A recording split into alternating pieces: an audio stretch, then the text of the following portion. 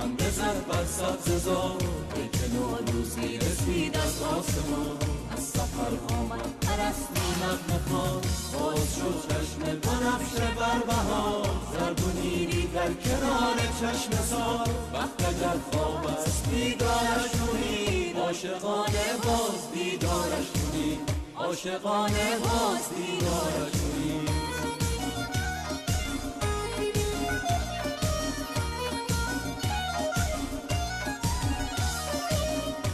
آمده نوروز در این سرزمین خاک ما شد رشک فردوس برین بوی نارنج و ترنج و عطر بید میتوان از تربت حافظ شنید باز شد چشم بهاران بر خزر شد صدف ها خانه در و گوهر دشت ارژن باز هم بیدار شد از شقایق دامنش گلنار شد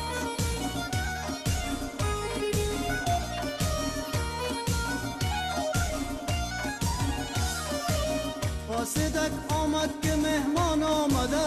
بوی نرگس های یاران آمده خاک من ای قبلگاه عاشقان نوبهارانت همیشه جاودان رودهایت پرخروش و بیقرار کوههایت سربلند و استوار بند بند ما همه از خاک توست تار و پود ما ز خاک پاک توست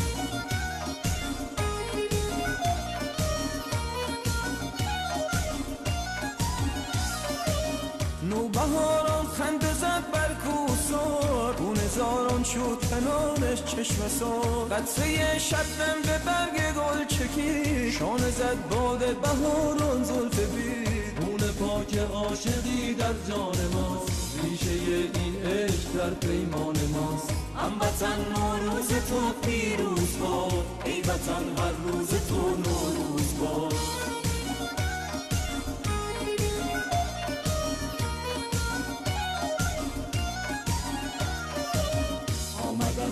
فصل زیبای بهار نوبهاران خنده زد بر سبز زار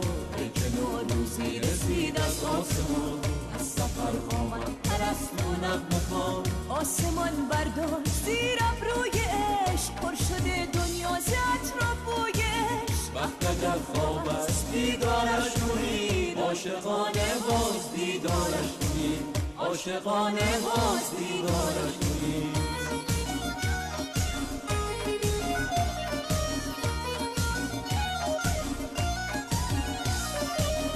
هموطن نوروز تو پیروز باد ای وطن هر روز تو نوروز باد هموطن نوروز تو پیروز باد ای وطن هر روز تو نوروز